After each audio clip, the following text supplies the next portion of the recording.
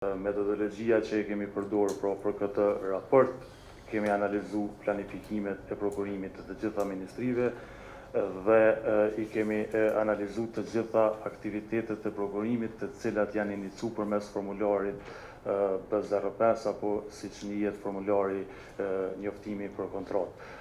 Kemi shku, pra e kemi analizën e kemi bërë në bazë të këtij formulari, sepse pjesa dërmuese e aktiviteteve që janë në një planifikim të prokurimit parashihet që të inicohen përmes këtij formulari.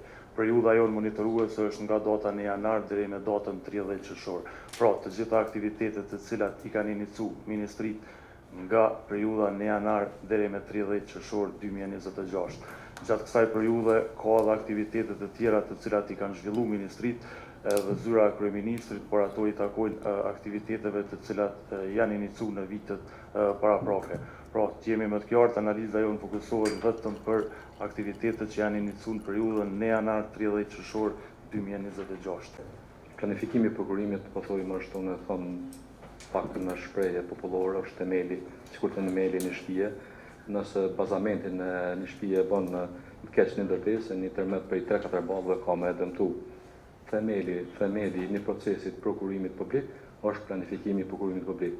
Pa dash me arsyetu këtë planifikim që pak që nuk është harmoni me ligjin, ka ndodhur dy fenomene që tha dhe Arbëri, është vënesa e miratimit ligjit, edhe ndamja shumë ministrive që jo në planifikim, po edhe në realizim të procedurat prokurimit ka shkaktuar gojat e lashe.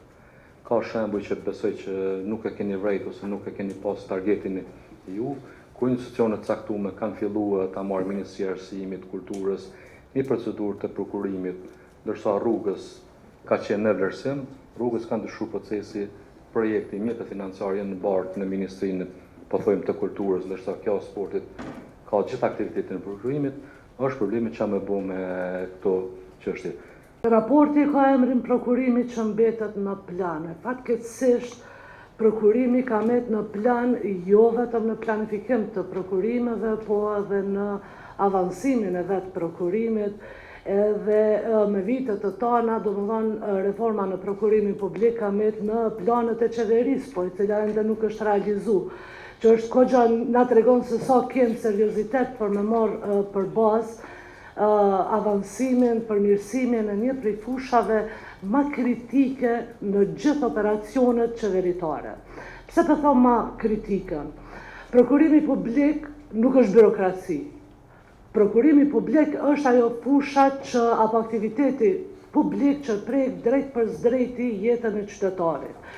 Dhe kur folum për mangësi, për vonesa, për mos realizim të planifikimeve të prokurimit, jena të folë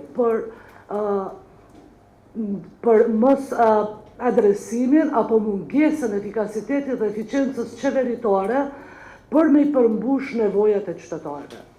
Kur folum për vonesat në realizimin e planifikimit të